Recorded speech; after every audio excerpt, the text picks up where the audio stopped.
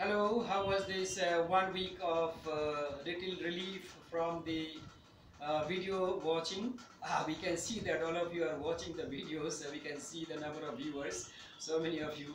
Anyways, it means we can presuppose or we can take it for granted that you people are all studying and preparing. Your obviously final days of exams are coming up, and yeah, the last two chapters are left, transport and waste management. So let us deal with the waste management in a little different way. So let's begin. Today's topic is transport system of India.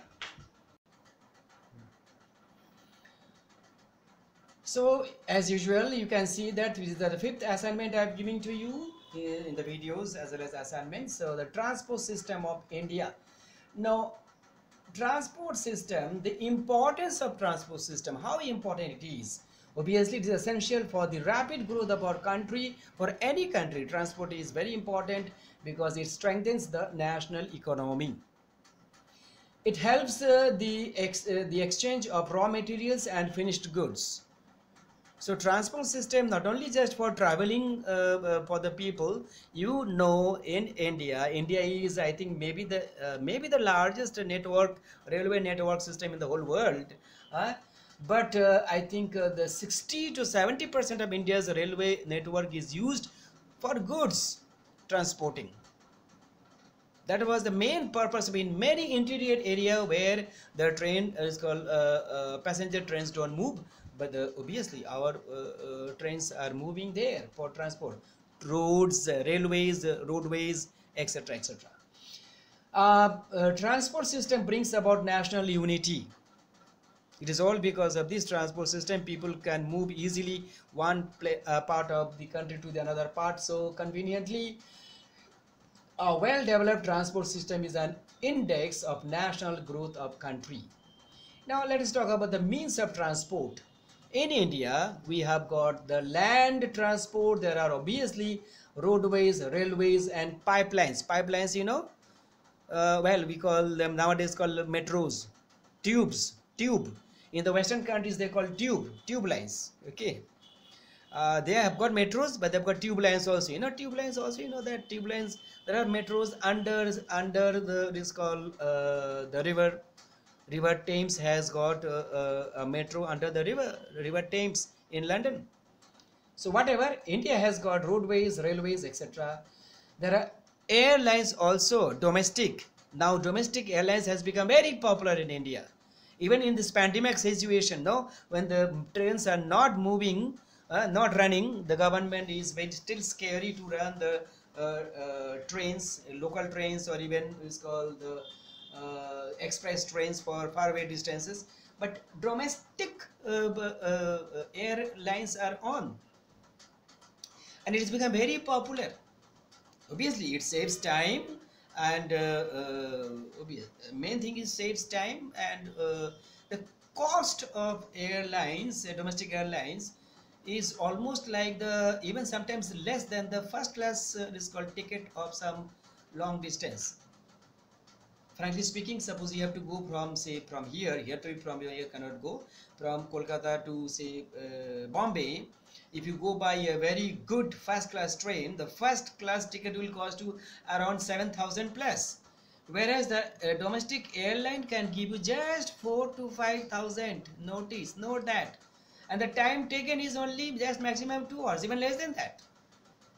Whereas even that train you have to go for at least more than 1 day. Now waterways, India is also developing a good amount of inland within our India. Okay, then overseas, from our land to our country to another country, and then of course there are coastal, like South India, the coastal region of South India, especially in Kerala, they are very famous for this transport using the vessels, boat, big boats or small ship, etc., etc.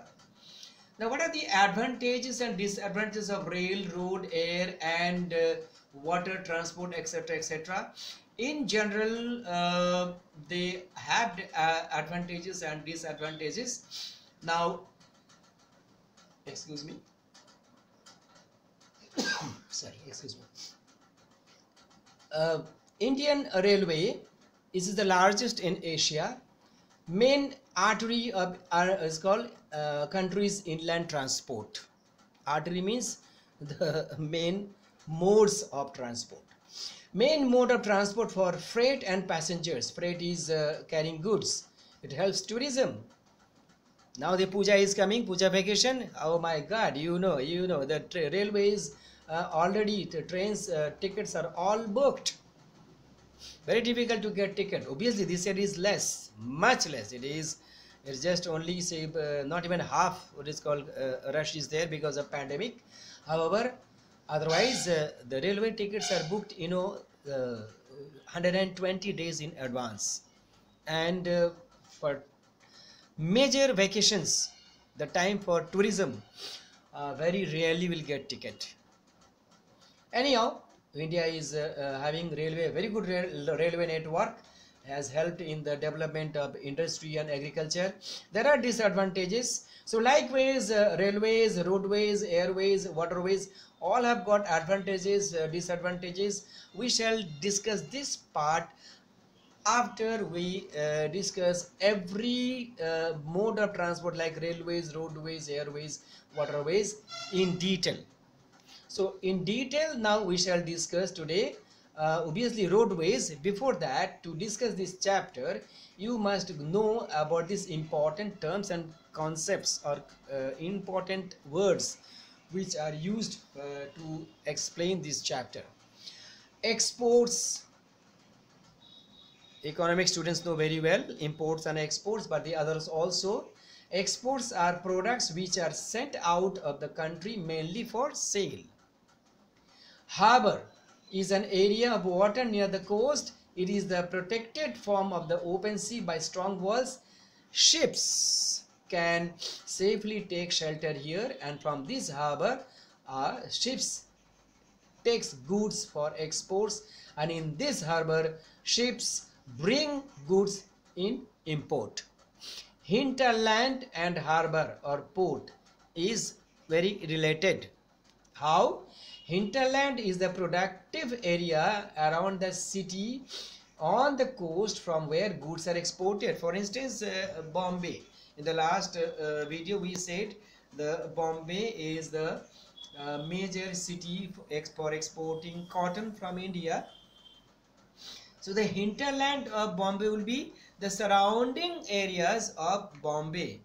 It may go across 50 to 100, even 150 kilometers to all direction. So that's hinterland. Opposite of exports is import. If export is finished products or goods are sent from India to other country, if there is export, then import is just the opposite, bringing the products which come into our country for various purposes. International trade, cotton, sugar, these are the trades not only just for our own market, it is for international market. That means it is sold and bought from one country by the other country. Okay, so they call the trade exchange. Okay, trade exchange. Foreign currency is earned by the means of international trade. It is the exchange of goods between countries, two or more countries. National Highways Authority of India, NHAI. When you talk about National Highway, NH, we'll come to this. So this is there is a association institution that controls the national highways, that manages and maintains the highways. Port, harbor and port. Harbor is the area of water. Port is the town or city with a harbor. That's the difference. Especially one where ships load and unload goods. Then road density is the length of road per 100 square kilometer area. Today, elaborately, we shall discuss about one of the very most important uh, means of transport or mode of transport is this roadways. Roadways in India is the second largest road network in the world. India is not as big as America in size or Canada. Neither it is. It has. We cannot compare India with Russia. Okay, I think 5 or 6 Indias will get inside Russia. But still, India is the second largest road network. It is, I think, all because of India is blessed with lots of minerals and natural resources, plus the population of India. You see, population of India, that also makes a huge difference. So, advantages of railway, dear children, you are supposed to know at least 4 of them. Now, here so many are there, but it is still that it is better to know more so that you give more, but in exam time you can score full marks. So some of the advantages are it provides door-to service, door-to-door service. Second, it is more economical in the transportation of less number of people and smaller amount of goods over short distances. Roads can negotiate steeper slopes and sharp turns where the trains cannot move. Vehicles on roads can stop anywhere at any time. Road transport is also used as a feeder to the other modes of transport. Okay, suppose a railway, a train, there are some say 75 coaches in one train, but you know, to 75 coaches to fill with the goods, maybe 150 or 200 trucks will be traveling on the road bringing the goods. If the coal of Jhoria has to be supplied to different other parts of India, then from the coal mines, there will be 200, 300 trucks will be bringing the coals from the mines to the railway station. So these are, okay, this way the roads, importance of roads is very important. This is the advantage, because train cannot move from the mines to the railway station, but the roads can be from the, and you know how those it is called those coal bearing those trucks, no, trolleys, how they bring, and what kind of difficult roads they pass by. And another thing, roads are comparatively easy to construct and cheap to maintain. Its perishable goods like vegetables, fruits, milk are transported daily. In Jharia and this area, Dhanbad, we are getting milk from Bokaro, Sudha. Now Sudha, every day they are bringing the milk here, every day. So in that case, roadways is very helpful for a small quantity. Even nowadays, the large quantities are also being transported by roadways. Anyhow, there are disadvantages also. Roads are uncomfortable and not suitable for long distance travel. If you have to travel from, obviously, from say Dhanbad to say Mumbai, Mumbai is a very far. Okay, Mumbai is very far, so it is not very comfortable. It is more expensive than rail transport. Long distance not good. Long distance will be expensive if it is called, unless otherwise you cannot send, that's a different thing. Increase in vehicles has led to more road accidents and air pollution. Frankly speaking, now railways, if not zero, but very little, because most of the rails now running on electricity. So the earlier, like, they had got steam engine, okay, or diesel engine. The steam engine, diesel engine, those it is called machines or engines could create pollution, but this is not nowadays. So roadways, all the vehicles are running on, if it is long run and heavy loaded trucks and vehicles, they will run on coal. They will not coal. They will run on diesel or petrol. So obviously this diesel and petrol will create pollution. So pollution is a big problem. This is one of the reasons Bangalore, in spite of being so attractive city, but it is the most probably it is the highest polluted city of India, because the number of vehicles are maximum there. During the day, you can go just find out how many vehicles are running on the way. Now, heavy commodities like coal and iron are difficult to transport by road.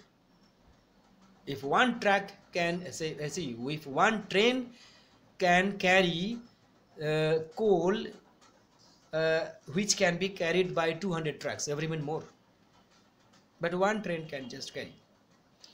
Now, types of road. There are types of roads are national highways, that's called NH short form, the state highways, district highways, village or rural roads, border roads. We are not so much bothered about this number 2, 3, 4, 5. We are bothered about these national highways and golden quadrilateral superhighway. Dhanbad is blessed because one of the very famous national highway is passing by Dhanbad. Do you know what it is? Do you know what it is? What is the name of the national highway that is passing by Dhanbad, rather through Dhanbad? Oh, this is called the GT Road, Grand Tank Road. If you go to Govindpur, you will find that side. Okay. Now, national highway. What is national highway? The national highways are those highways which run through the length and breadth of the country. That means it is just starting from one state and it is passing through many states. The GT road, it starts from West Bengal, and it is taking from West Bengal starting, it is going to Bihar, then Uttar Pradesh, and then after that go up till going to Peshawar. So it is interstate. It connects major ports, foreign highways and capitals of many states. The construction and maintenance of these roads are the responsibility of the central government, and the national highways have a total length of 70,548 kilometers, sources Wikipedia, till date. It may be updated. The book which I have collected, maybe this is up to 3 years old, but you can go exactly how much it is called this length you can get from the Google search. There are 57 such highways in India, but I think now it is more. Now even it is more. The importance of national highways, some important national highways is called by this name, no? Delhi Kolkata NH2, Kolkata Chennai NH6, NH5, Chennai Mumbai NH4, NH7, NH46, which are the states or which are the most important cities it is connecting. That also is showing. Mumbai Delhi NH8, NH76, you see 79 it has already come. So 79 it has come. So if I am not mistaken, it is more than 85 NHs are there. That's not a big issue today, how many NHs are there, but you have to know some of the important NHs. Now these things are very much present in your book, so we are not going into detail, but the future plan is there. The sections of NH2, NH5, NH8 have now been prioritized for further widening to 6 lanes board. 6 lanes, it has got a name called Golden Quadrilateral. New name has come. 6th lane in the near future. Now, as we are talking about the Grand Tank Road, GT Road, which is passing by our city, so it is important for us to know. So the Grand Tank Road, in short form called GT Road, is one of the South Asia's oldest and longest major roads. It is a historical road. Initially, it was excuse me. Initially, it was not at all known as GT Road. Let's see the history. For several centuries, it has linked the eastern and western regions of Indian subcontinent. The Grand Trunk Road runs from Bengal across North India into Peshawar to Pakistan. Those days, India, Pakistan was one country, one state. Today, the GT Road covers a distance of over 2,500 kilometers from its origin at Sonargaon and in the Narayanganj district centers of Bangladesh to Peshawar in Pakistan. Now, this little bit of history is required for this, Winnie. The road was initially built by Sher Shah Suri. History, Sher Shah Suri. It is in the Mughal period. In between Mughal period, there was a gap, and Sher Shah Suri was one of them who ruled. So, Sher Shah Suri, to connect Agra, his capital, with Sasaram, his hometown. To be noted, he wanted those days his Agra, his capital of his. Delhi was not the capital of Sher Shah Suri's empire. Okay. So, and his hometown was Sasaram. So these two places he just wanted to connect. It was soon extended western to Multan and eastward to Sonargaon in Bengal, now in Bangladesh. So this road was later improved by the British rulers, and they only gave the name Grand Trunk Road.